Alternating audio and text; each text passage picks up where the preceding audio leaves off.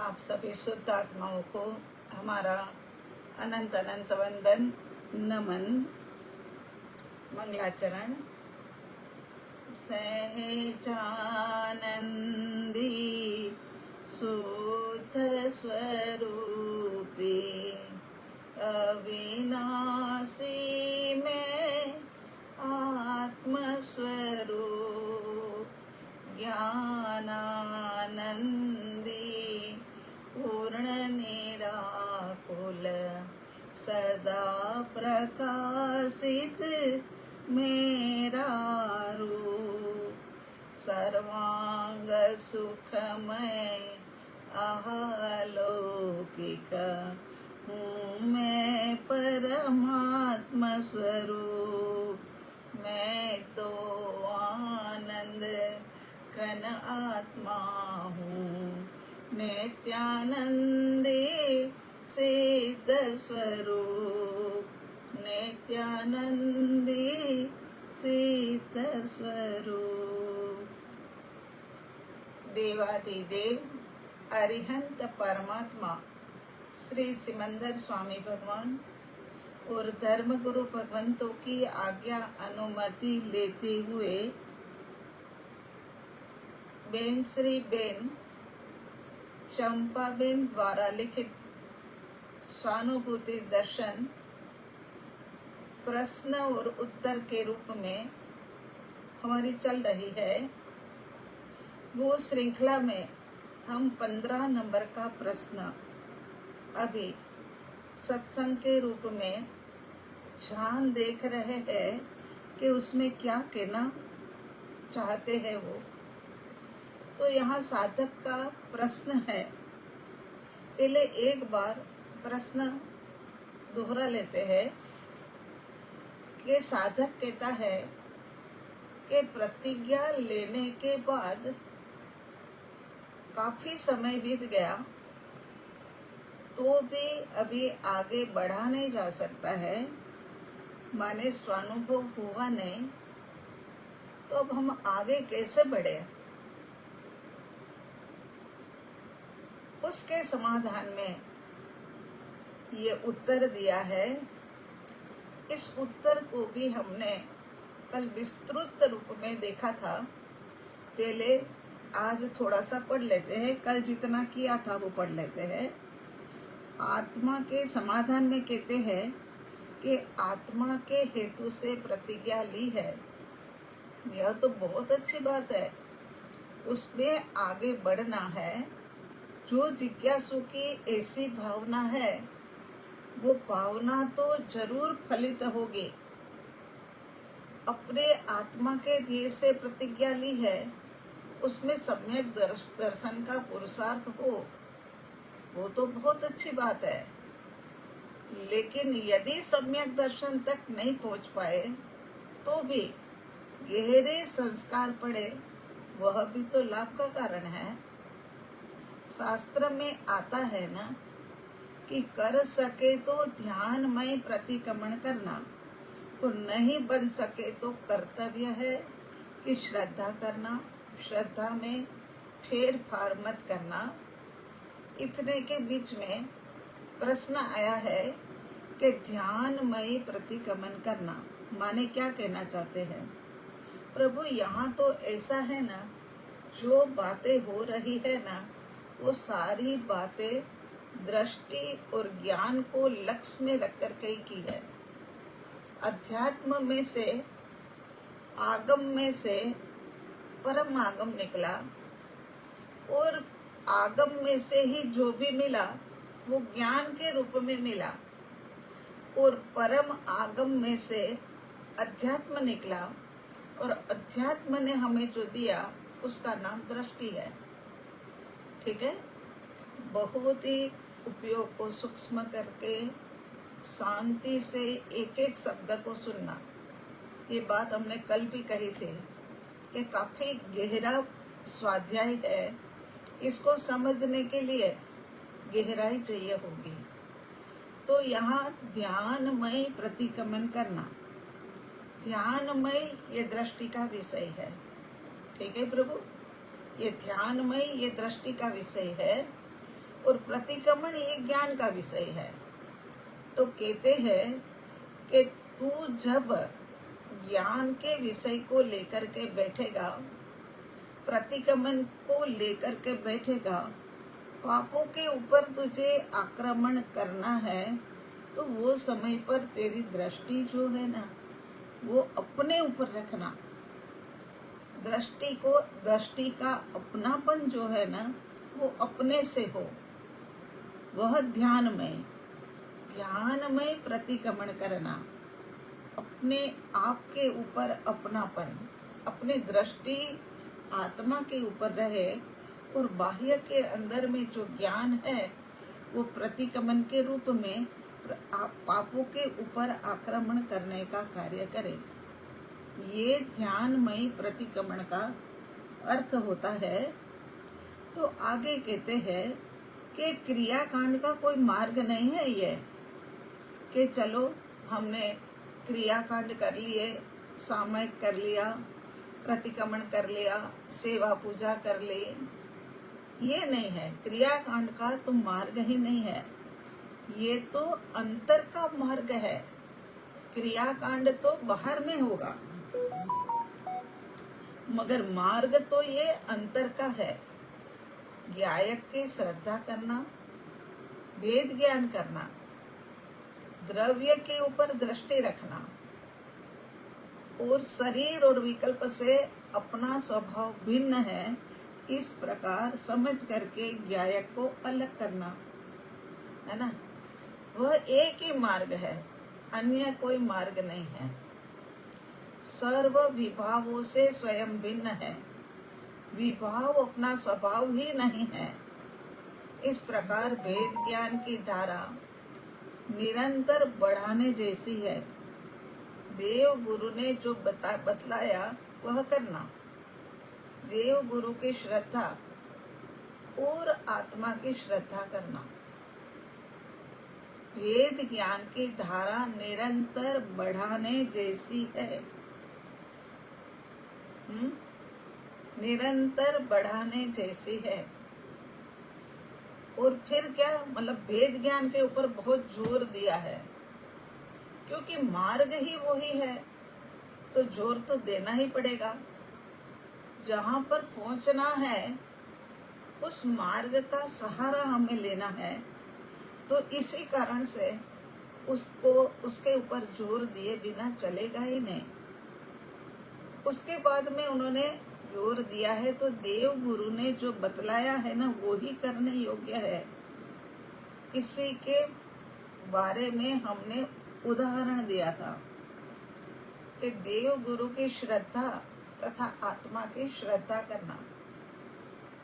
कल के पॉइंट जो हमने कल किया था, है ना, तो कल का पॉइंट जो था हमारा वो यही था कि निर्णय तो करना है, मनन चिंतन और निर्णय, मगर निर्णय कैसा हो, शंका रहित हो, शंका वाला नहीं हो।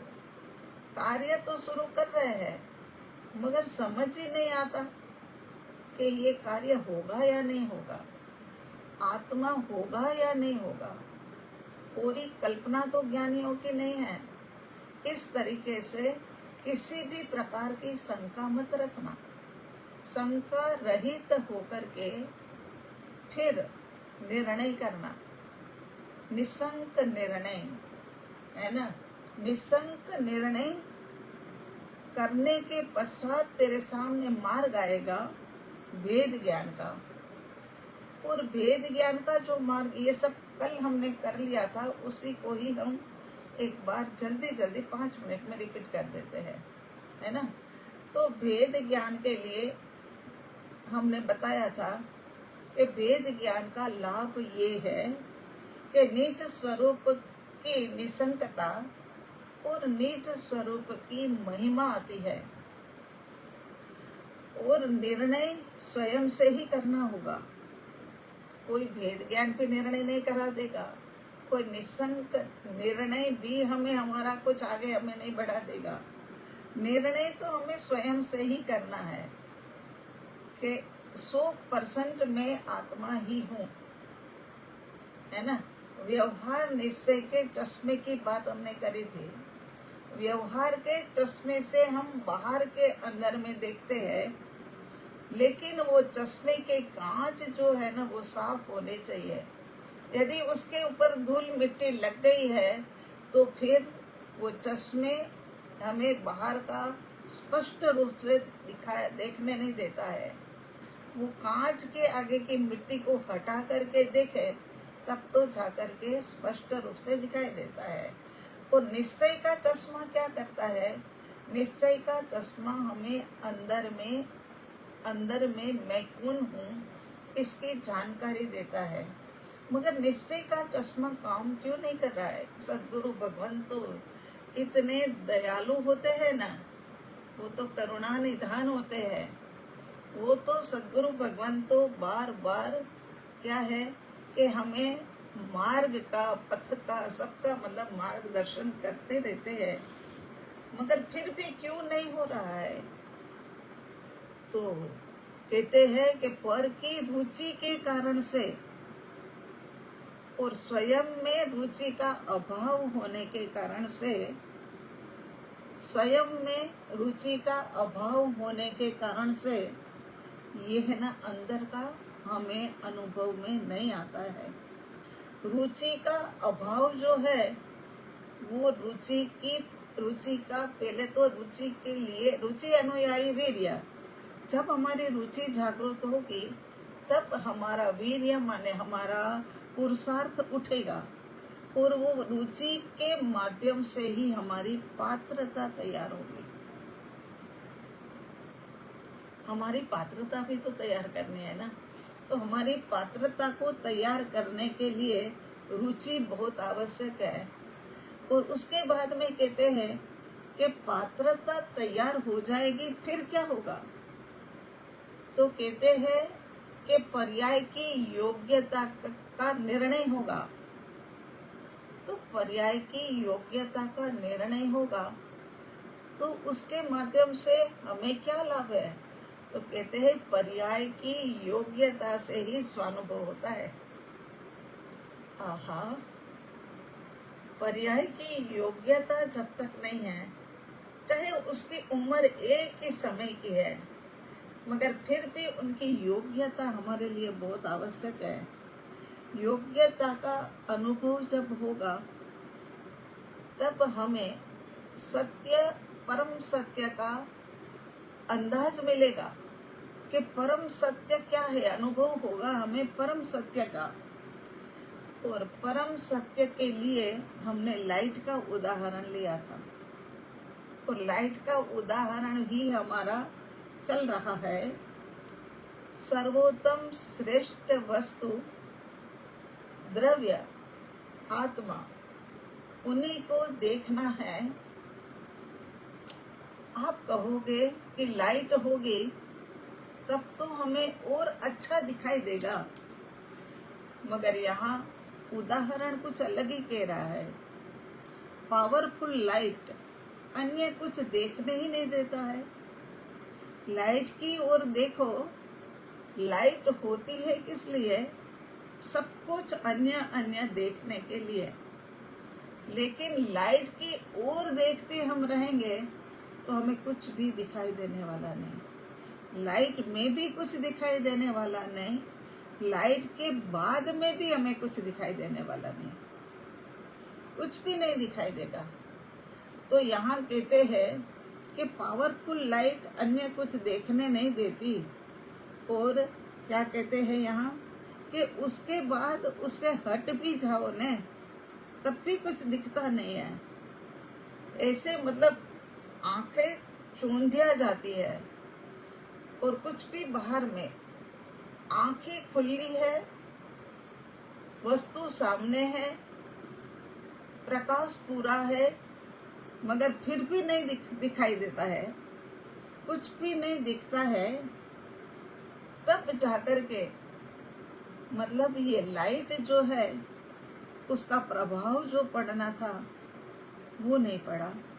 अब अंतर्मुखी दशा में आ जाते हैं। पावरफुल लाइट का प्रभाव, अंतर्मुखी दशा में जाते हैं, हमें वहां पर देखने की इच्छा से बाहर की लाइट प्रकाश खूब दे रही थी, गर्मी दे रही थी, मगर भीतर की लाइट जो है ना, वो ऊर्जा तो बहुत दे रही है, मगर ऐसी शीतलता प्रदान कर रही है कि ये लाइट के माध्यम से चकाचौंध हो जाने वाली बात नहीं है। तो वो अंतर में जो लाइट है, वो लाइट कौन सी है? हम आपसे ये जानना चाहते हैं और आपको बताना भी चाहते हैं कि ये लाइट जो है ना, वो अंदर में मैं ही मैं हूँ। ये मेरी ही लाइट है। ये जो वोल्टेज, बहुत ज्यादा वोल्टेज वाली लाइट है, वह मैं ही मैं हूँ। बस एक बार देखने का पुरुषार्थ करना है। रुचि तो जागी, पुरुषार्थ भी कर लिया, जानने में भी आ गया, तो बहुत बड़ा इफेक्ट अपने जीवन में आने वाला है। प्रभु, आप तो प्रश्न में लिख रहे हो कि प्रतिज्ञा लेने के बाद यहाँ कितने वर्ष बीत गए, तथापि हमारा कार्य नहीं हो रहा है, तो कैसे करें? तो प्रभु, करना सब कुछ हमने ही है। सबसे पहले जहाँ जहाँ पर भी थोड़ी थोड़ी गलतियां रह गई है, वो गलतियों का स्वीकार करके सुधार करना है। यहाँ पर निर्णय तो करना है, मगर निशंक निर्णय करना है। यहाँ पर गलती के रूप में हम मिथ्यात्व के ऊपर दृष्टि टिकाए हुए बैठे कि ये मिथ्यात्व जाए तो मुझे सम्यक्त्व हो गए, मगर यहाँ मिथ्यात्व का कोई दोष ही नहीं है। यहाँ तो दोष है तो रुचि का है। स्व के अंदर में रुचि लाए, पर की रुचि घटाए, तो जाकर के हमारा काम हो सकता है। तो यहाँ दृष्टि के विषय की महिमा आए, और दृष्टि के विषय की महिमा भीतर से आए, बाहर से नहीं। तब तक वेद विज्ञान नहीं सधेगा। महिमा आ जाए बाहर में। अभी हम ये नहीं कह रहे कि सम्यक दर्शन हो जाए, महिमा आ जाए, वेद ज्ञान की महिमा आ जाए, दृष्टि के विषय की महिमा आ जाए। आहा, मेरा अपनापन मेरे साथ ही हो और कहीं पर भी जुड़ाव ना हो, इस प्रकार से हो, तो तब तक तो मतलब ये वेद विज्ञान के बारे में हम ये 2 दिन में बहुत कुछ बता दिया, मगर वेद विज्ञान भी कब तक साधना है? वेद विज्ञान कब तक हमें साधना है? अनुभव से पहले कर साधना है या अनुभव के बाद में? तो ये जो वेद ज्ञान है ना, वो हमें साधना है अनुभव से पहले भी और अनुभव के बाद में भी। किस प्रकार से? तो अनुभव से पहले जब हम वेद ज्ञान करेंगे तो हमें अभ्यास पूर्वक पुरुषार्थ करना होगा। ठीक है? पुरुषार्थ जो है वो अभ्यास पूर्वक का रहेगा, क्योंकि स्व की पकड़ अभी इतनी मजबूत नहीं हुई है। स्व का अनुभव अभी अपने में खील करके नहीं आया है। इस कारण से क्या है कि अनुभव से पहले भी सम्यक दर्शन वेद ज्ञान, और अनुभव के बाद में भी वेद ज्ञान। अनुभव से पहले अभ्यास पूर्वक पुरुषार्थ पूर्वक वेद ज्ञान, और अनुभव के बाद में सहज धारा। आहा, ये सहज धारा प्रवाहित हो जाएगी, और ये जो सहज धारा के अंदर में मैं स्वयं कौन हूँ उसका पता चलेगा। हमारे 2 पॉइंट थे ना कि वेद ज्ञान करने से क्या फायदा, और उसके बाद में ये भी आया था के सम्यक दर्शन का यहाँ पर ना, ये भेद ज्ञान का यही बात आई थी कल हमारी, कि नीच स्वरूप का अनुभव करने के लिए परिचय होगा। तो यहाँ कहते हैं कि भेद विज्ञान अनुभव से पहले पुरुषार्थ पूर्वक, अभ्यास पूर्वक करना होगा, और बाद में, अनुभूति के बाद में अनुभव की धारा एक सहज रूप में चलेगी। लेकिन अभ्यास पूर्वक का भेद ज्ञान और सहज, उसके अंदर में धारा तो जो बनेगी वो सहज वाली ही बनेगी। तो यहाँ प्रश्न पूछने वाले साधक को कहते हैं कि प्रभु, इसी मार्ग से कितना कितना ज्ञानी लिख करके जाए, बहुत कुछ इसके अंदर में भी चंपाबेन ने बताया है। लेकिन चंपाबेन अक्षरों के माध्यम से कितना लिखेंगे, बाकी का तो हमारा चिंतन मनन ही हमें चलाना पड़ेगा। चिंतन मनन के माध्यम से ही प्राप्त होने वाला है यह। तो यहाँ कहते हैं कि भेद ज्ञान कब तक करते रहे, क्या हम सिद्धालय में स्थित हो जाए तब तक हमें भेद ज्ञान पाना पड़ेगा? तो कहते हैं कि भेद ज्ञान, केवल ज्ञान की प्राप्ति ना हो जाए तब तक पाना पड़ेगा, तभी जाकर के ये पकेगा। जब केवल ज्ञान के ऊपर पहुंचेंगे तो ज्ञान गुण की सभी पर्याय पूरी हो रही है। दृष्टि जो है वो श्रद्धा गुण की पर्याय है, और ये जो ज्ञान, वेद ज्ञान है, वो ज्ञान गुण की पर्याय है। वो केवल ज्ञान जब होता है तब जाकर के वहां पर संपन्न हो जाती है वेद ज्ञान की धारा। पहले हमने जो करी वेद ज्ञान का पुरुषार्थ पूर्वक का अभ्यास जो हमने किया,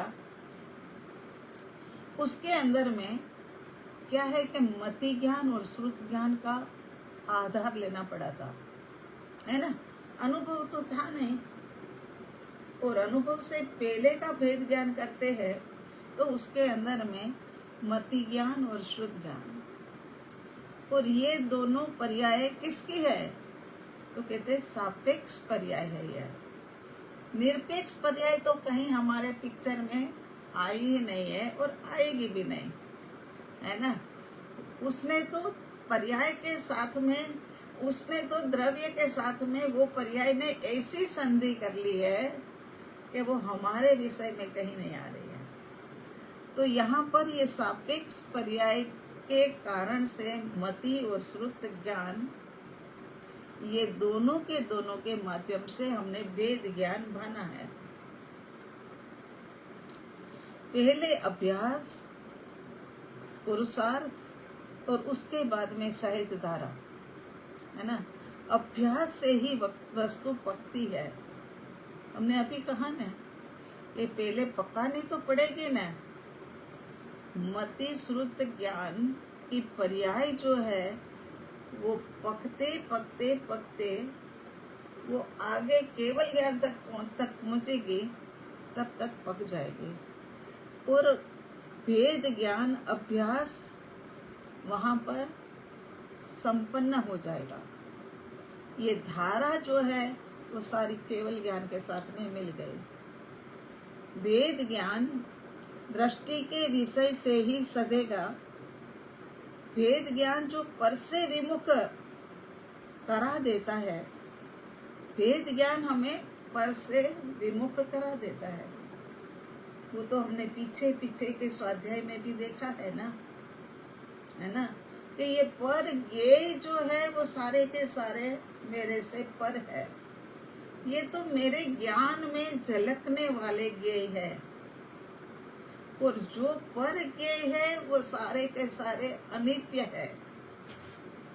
केवल ज्ञेय की बात नहीं है, यहाँ तो बात सबकी हो रही है, चाहे वो व्यक्ति हो, चाहे वो वस्तु हो, चाहे वो ऐश्वर्य हो, ये सब कुछ मेरे से जुदा है, भिन्न है। मगर फिर भी जानने में आ रहा है। जानने में आने का कारण यही है कि मेरा ज्ञान,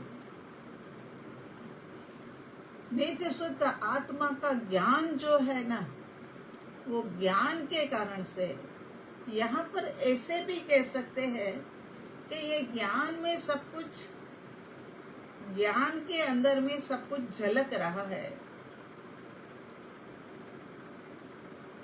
कोई भी वस्तु हो, सब कुछ, छोटे से छोटी वस्तु भी यहाँ झलकेगी। ये पेन है तो ये पेन भी झलकेगी। तो ज्ञान के अंदर में सब कुछ झलकता है। तो यहाँ कह रहे हैं, बहुत ही मजेदार बात कह रहे हैं कि भेद ज्ञान जो पर से विमुख करा देता है, स्व के अंदर में पर से विमुख करा करके हमें लाभ क्या मिला भाई? तो कहते हैं स्व में रमा देता है, स्व में जमा देता है और स्व के अंदर में बिठा देता है। ऐसा ये वेद ज्ञान कितने कितनी जिम्मेदारी लेकर के बैठा है कि अब केवल ज्ञान हो गया, अब पक्की बात है कि तेरी मुक्ति हो ही जाएगी, तेरी मुक्ति होगी ही होगी। तो फिर बस अब मैं जा रहा हूँ, मैंने तुझे भेद ज्ञान के अंदर में, स्व के अंदर में रमा दिया, जमा दिया और बिठा भी दिया। और अब यहाँ पर अभेद, बस एक स्टेप चढ़ेगा तो अभेद के अंदर में चला जाएगा। हमें तो अभेद तक जाना है ना। तो परम पारिणामिक भाव में भी ये वेद ज्ञान ही हमें लेकर के आता है। वेद ज्ञान के कारण से ही परम पारिणामिक भाव में ये अंतिम कार्य केवल ज्ञान में बिठा देना, स्व के अंदर में रमा देना, परम पारिणामिक भाव के अंदर में रमा देना, ये सब काम वेद ज्ञान ने कर लिया। व्यवहार नए के चश्मे ने बराबर ध्यान से सुनना, हमारे सामने हो तो हमें समझ आ जाती है कि कितने % ध्यान से सुनते हो, है ना। मगर ये तो क्या है कि हमको तो देख पा रहे हो, मगर हम आपको देख नहीं पा रहे हैं। इसीलिए कहते हैं कि कुछ विषय इतने गंभीर होते हैं ना कि ये गंभीर विषयों को खूब अच्छे से सुनना, समझना और अपने अंदर में सेट करते जाना पड़ता है। ये सब चीजों को सेट करना पड़ता है, तब जाकर के ये गहराई में जाता है। तो व्यवहार नए के चश्मे ने किस से भेद ज्ञान कराया? ये व्यवहार नए का चश्मा सदगुरु भगवंत ने 2 चश्मे दिए थे। एक तो व्यवहार नए का, वो कल बात हो गई थी हमारी, और एक निश्चय नए का। व्यवहार नए के चश्मे में उसने हमें भेदों का ज्ञान कराया कि ये वस्तु है, ये व्यक्ति है, ये तेरी परिस्थिति है, ये पदार्थ है, ये तेरा धन है, ये तेरी दौलत है, ये तेरा ऐश्वर्य है, और ये तेरा शरीर है। तो इसके आधार के ऊपर ये व्यक्ति, वस्तु, परिस्थिति, पदार्थ सब आधीन है। तो यहाँ पर ये जो है वेद ज्ञान का नाम हम ये देंगे कि स्थूल वेद विज्ञान। बड़ा हम बार कहते हैं ना, उपयोग को सूक्ष्म करना, माने कभी कभी हम देखा होगा ना आपने, और सुई के अंदर में धागा डालते हैं तो कितने नजदीक ले आते हैं, और फिर भी लगता है अभी भी ये छेद छोटा है और धागा जो है वो थोड़ा मोटा है, और छोटे में मोटा जाएगा नहीं, तो फिर इसको यूं यूं करके पतला करते हैं और फिर नजदीक ला करके बड़ी सावधानी से सुई के अंदर में धागा पिरो देते हैं और फिर निकाल लेते हैं, है ना। इसी प्रकार से ये तो सूक्ष्म हो गया, मगर बाहर का भेद ज्ञान तो सूक्ष्म सूक्ष्म से नहीं, स्थूल स्थूल से करते करते ही हम सूक्ष्म के अंदर में प्रवेश करेंगे। तो निश्चय नय का चश्मा जो है वो अपने को क्या समझा करके गया, तो कहते हैं कि निश्चय नय का चश्मा जो है उसने ये बताया कि आत्मा की सत्ता के बाहर जो भी है वो तेरा नहीं है। आत्मा की सत्ता के बाहर कौन है, तो कहते हैं सत्ता के अंदर में, आत्मा की सत्ता के अंदर में मैं नहीं, मेरा नहीं, मेरा स्वरूप नहीं, मैं करता नहीं, मैं भोगता नहीं और मैं ध्याता नहीं। ये 6 चीज को हमें याद रखना है। ये हम नहीं है। आत्मा में, आत्मा से बैठने के लिए, जमने के लिए पुरुषार्थ होता है। बस जम गए, उसने अंतिम संदेश भी हमें ये दे दिया कि मैं नहीं, मेरा नहीं, मेरा स्वरूप वो भी नहीं, मैं करता नहीं, मैं भोगता नहीं, मैं ज्ञाता नहीं, ये कुछ भी मैं नहीं। अब एक बात, भेद विज्ञान किसके लिए है, तो सोचो कि भेद विज्ञान इतना करने की बात क्यों कहे जा रहे हैं। वैसे तो हमने पहले से ही आपको कह दिया है कि भेद विज्ञान जो है ना वो हमें हमारा पूरा मार्ग सर कराएगा और हमारे स्थान पर पहुंचाएगा। बाहरी दुनिया में भी हमें कितना अहोभाव आता है ना। हम कहीं भूले भटके हो गए, कहीं कल वाला ही दृष्टांत ले लो, जाना था महाविद्यालय और बैठ गए कैब के अंदर, किसी ने बता दिया कि ये तो क्या है कि इधर की दिशा में है, कि जहाँ स्मारक पड़ता है उसके पास में ही है। अब ये कहाँ स्मारक और कहाँ महाविद्यालय। फिर वहां तक पहुंचे और पता चला कि हम तो उल्टी दिशा में आ गए हैं। जब पता चला कि उल्टी दिशा में आ गए हैं तो फिर किसी ने बताया कि कोई बात नहीं, देखो थोड़ा रास्ता तो लंबा पड़ेगा, मगर आप यहाँ से पीरागढ़ी जाओ, पीरागढ़ी से आगे बढ़ते बढ़ते घेवरा मोड़ आएगा, उसके अंदर चले जाना, महाविद्यालय वहीं पर है। तो हमें कितना अनुभव आता है ना। ऐसा तो सबका अनुभव है। हम 1-2 बार थैंक यू भी बोल देते हैं ना, भैया थैंक यू आपने अच्छे से हमें समझा दिया। तो फिर यहाँ पर तो क्या है कि भेद ज्ञान ने तो पूरा पूरा मार्ग हमें दिखा दिया। अभेद के अंदर में कैसे जाना है ना।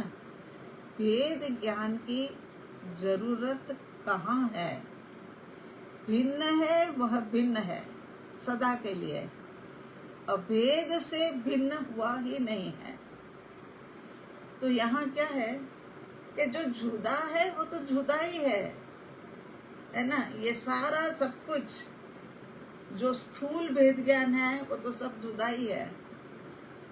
कौन सी बड़ी बात भेद ज्ञान ने कर दी। हमें तो समझ नहीं आता है कि ये हमारे सामने पड़ा है कृपालु देव का वचनामृत, वो तो अलग ही है। और श्री सिमंदर स्वामी परमात्मा की फोटो, ये भी तो जुदा ही है। उसमें क्या बता दिया भेद विज्ञान ने। तो यहाँ यही कह रहे हैं कि भेद ज्ञान में जो भिन्न है वो सदा के लिए ही भिन्न है, और अभेद से भिन्न हुआ ही नहीं हूँ। दोनों बात हमें पता है। मैं आत्मा से, शायद ये नए साधकों को ना पता हो, मगर आत्मा के असंख्यात आत्म प्रदेश, अनंत गुण, उनकी अनंत अनंत पर्याय, अनंत धर्म, अनंत शक्ति, ये सब कुछ तो हमारे भीतर में ही है, और वो हमारे से कभी अलग होने वाले नहीं है। ये भेद ज्ञान ने बताया। मगर फिर भी भेद ज्ञान की अंगुली पकड़े बिना हमारे से रास्ता पार हो नहीं पाता, है ना। ये अंगुली पकड़ ली है तो हमने पिछले स्वाध्याय में कहा था कि पूरा पूरा पकड़ लिया, है ना। बच्चा स्कूल से माँ लेने के लिए जाती है तो अंगुली ही पकड़ाता है ना, अंगुली पकड़ लेता है बच्चा, और फिर पूरा का पूरा बच्चे का जो है ना वो पूरा का पूरा पकड़ में ही आ गया। ऐसे ही समझ लो, बच्चे को ऐसे यूं पकड़ने की जरूरत नहीं है।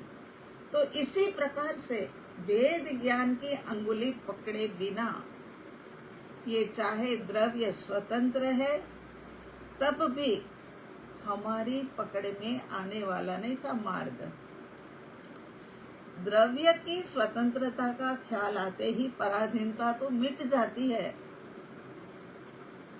जहाँ बात स्वतंत्रता की है वहां पर तो पराधीनता हो ही कैसे सकती है। मैं प्रभु एक स्वतंत्र द्रव्य हूँ, मैं किसी से पराधीन नहीं हूँ। जब चाहूं तब मैं मेरे सम्यक दर्शन का अनुभव भीतर जाकर के कर सकता हूँ। जब चाहूं तब मेरे असंख्यात प्रदेश, अनंत गुण, अनंत अनंत पर्याय, उनका चिंतन और मनन कर सकता हूँ, क्योंकि ये स्वतंत्र द्रव्य है। और स्वतंत्र द्रव्य किसी से पराधीन नहीं होता है ना। कोई किसी को स्वतंत्र कर नहीं सकता है, चाहे उपदेशदाता हो, चाहे गुरु हो, चाहे सद्गुरु हो, चाहे अरिहंत परमात्मा हो। कोई भी हमें स्वतंत्र नहीं कर सकता है और हमें पराधीन ही नहीं कर सकता। मगर ये हमारी स्वयं की गलती के कारण से हम पराधीन हो गए हैं और स्वतंत्र नहीं हो पा रहे हैं। क्योंकि निसंक निर्णय, सबसे पहले पॉइंट के ऊपर आ जाओ, बस सब ये पत्रांक समाप्त होने की ओर है। क्योंकि निसंक निर्णय हमारा नहीं हुआ। जब तक हमारा निसंक निर्णय नहीं होगा तब तक हम है ना भेद ज्ञान को समझ ही नहीं पाएंगे। और भेद ज्ञान की धारा के बिना हमारी योग्यता पनपने वाली ही नहीं है। योग्यता पनपे तभी जाकर के हमें रुचि आएगी, और रुचि आएगी, स्वरुचि आएगी, तभी जाकर के हमारा मार्ग आगे दिखने लगेगा। और अंतर में जो भी पड़ा है वो हमें अनुभव में आएगा। अब कहते हैं कि देव गुरु का, अब पत्रांक में जो 2-4 लाइनें हैं ना वो पढ़ लेते हैं ताकि ये पत्रांक पूरा हो जाए। यहाँ देव गुरु का सानिध्य प्राप्त हुआ सो तो महाभाग्य की बात है। प्रभु हम सब बड़े ही भाग्यशाली है कि हमें देव गुरु की सहायता प्राप्त है, हमारे पास उनका सानिध्य प्राप्त है। ये एक बहुत बड़ी बात है और महाभाग्य की बात है ना। यहाँ हम क्या मांगते हैं, पैसा मिल जाए, धन दौलत मिल जाए और ऐश्वर्य के सारे साधन मिल जाए, तब जाकर के महाभाग्य। मगर यहाँ कहते हैं कि जिनके पास देव गुरु नहीं है वो नगुरा है ना, कभी भी ये संसार से पार हो करके अनंत अनंत आत्मिक सुख की लहरों में अनंत काल तक बैठ ही नहीं सकता है। क्योंकि उनको ये निसंक निर्णय, वेद ज्ञान की धारा, ये व्यवहार नहीं और निश्चय नहीं का चश्मा, ये कुछ पता ही नहीं है प्रभु। नगुरा जो होता है उनका संसार समाप्त नहीं होता है। उनकी महिमा तथा गायक की महिमा करना, उनकी माने देव गुरु की और गायक की माने अपनी आत्मा की महिमा करना। गायक महिमावंत है, उसके गहरे संस्कार डालना। बहुत ही महिमावंत है। एक को जाना सो सब जान लिया, और बस एक को जाना तो अनंत सुख हमारे लिए राह देख करके बैठा है कि कब ये आए और कब उनको एक असली जो है ना वो अनंत सुख का अनुभव कराऊं। माने सिद्धालय के अंदर में, सिद्धालय का द्वार हमारा इंतजार कर रहा है। जो देव गुरु के सानिध्य में रह करके अपनी आत्मा को जानता है, गायक की महिमा करता है। गायक तो महामहिमावंत है। आहा, ऐसे शब्द आ जाए ना तो अंदर से पुलकित हो जाता है मन। उसके गहरे संस्कार डालना, परिणति प्रकट हो तो अच्छी बात है। अभी भी बार बार बहन जी वो साधक जिसने प्रश्न पूछा उनको कह रहे हैं कि परिणति प्रकट हो, सम्यक दर्शन की परिणति प्रकट हो तो बहुत ही अच्छी बात है। नहीं तो तेरी श्रद्धा को हिलने मत देना। तेरी श्रद्धा एक बार हिल डुल गई ना, सालों सालों से श्रद्धा करके बैठा था और दरवाजे के 4 कदम दूरी पर तू अगर श्रद्धा को हिला देगा तो तेरी सारी मेहनत व्यर्थ चली जाएगी। तो कहते हैं कि गुरुदेव के प्रताप से आत्मा का कल्याण करने हेतु यहाँ सब इकट्ठे हुए हैं। सही बात है। ये मेला जो लगा है ना, ये मेला सच में ही एक सत्संगियों का मेला और महापुण्यशाली लोग है वो ही ये मेले में आते हैं। बाकी तो दोपहर की एसी की बढ़िया सी नींद कौन चुकता है। मगर यहाँ जो सुख पाएगा वो अनंत काल का सुख चुक जाएगा, और यहाँ जो पुरुषार्थ कर लेगा वो व्यक्ति, वो साधक वहाँ अनंत काल का सुख प्राप्त करेगा। तो यहाँ गुरुदेव के प्रताप से आत्मा का कल्याण करने हेतु सब इकट्ठे हुए हैं।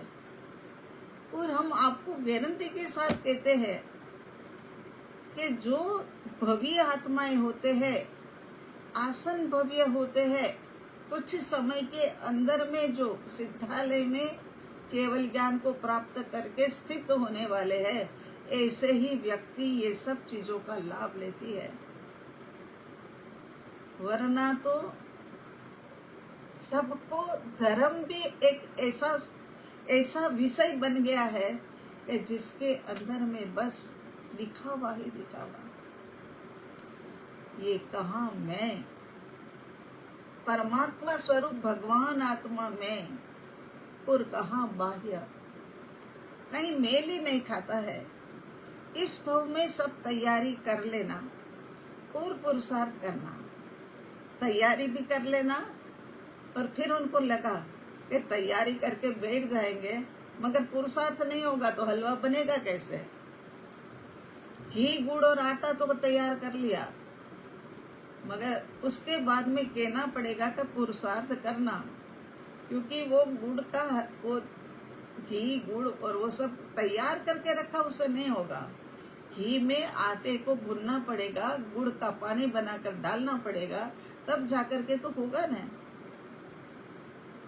तो लास्ट वाला अंतिम शब्द है, बहुत ही जबरदस्त है। गुरुदेव की देशना लब्धि प्राप्त हुई है तो ऐसे गहरे बीज बोना सुफलित होगा, क्योंकि देशना लब्धि के अंदर में इतनी ताकत है कि भीतर में प्रायोग्य लब्धि तक हमें पहुंचा देता है। प्रायोग्य लब्धि तक हम पहुंच जाते हैं, तो उसके बाद का पुरुषार्थ जो हमारा होगा ना, वो बस अंतिम करण लब्धि में पहुंचाएगा और परम परिणामिक भाव में हमें ले जाएगा। परम परिणामिक भाव कहाँ पर है? सिद्धालय के अंदर सिद्ध भगवंतों के भाव कौन से है? परम परिणामिक भाव। तो देशना लब्धि बहुत ही आवश्यक है। कहने वाले कह देते हैं कि इधर उधर जहाँ पर भी प्रवचन हो वहाँ चल पड़ते हैं, मगर साधक के अंदर में इतना विवेक तो होता ही है कि वो जहाँ भी जाएगा वहाँ अपने आवरण कैसे उतरे और किस प्रकार से कार्मण शरीर हल्का हो जाए ताकि आत्मा ऊपर उठ सके। ऐसा सोच करके ही मतलब कि आगे बढ़ने की बात है। तो ये देशना लब्धि ही हमें समझा सकती है। उनके पास विवेक होने के कारण से वो इधर उधर की कथा कहानियों में नहीं जाएगा। वो यहाँ वहाँ के ऐसे वैसे जगह पर जाकर समय को बर्बाद नहीं करेगा। वो तो गुरुदेव की देशना लब्धि प्राप्त हुई है, तो गहरे बीज बोने से अब शीघ्र ही फलित होगा। देशना लब्धि प्राप्त जिनको हो गई, जिनको पता लग गया कि मैं कौन हूँ, मैं कहाँ से आया हूँ, मेरा विस्तार कितना है और मुझे कहाँ जाना है, एक बार स्वरूप का अनुभव हो जाए तो ये सब बातों का क्रमशः पता लग जाता है। ऐसा क्रमशः पता लगा करके हम भी जल्दी से सिद्ध बुद्ध और मुक्त बने, यही परमात्मा से प्रार्थना करते हैं। इसी के साथ में वचनों को विराम देते हैं। ओम अरिहंत, ओम शांति। आप सभी के अंदर और विश्व के धरातल पर जितने भी जीव राशि विद्यमान है, उनके अंदर में विराजमान शुद्ध आत्म तत्व को हमारा कोटि कोटि नमन स्वीकार करें। प्रभु स्वीकार करें। ओम शांति समाप्त।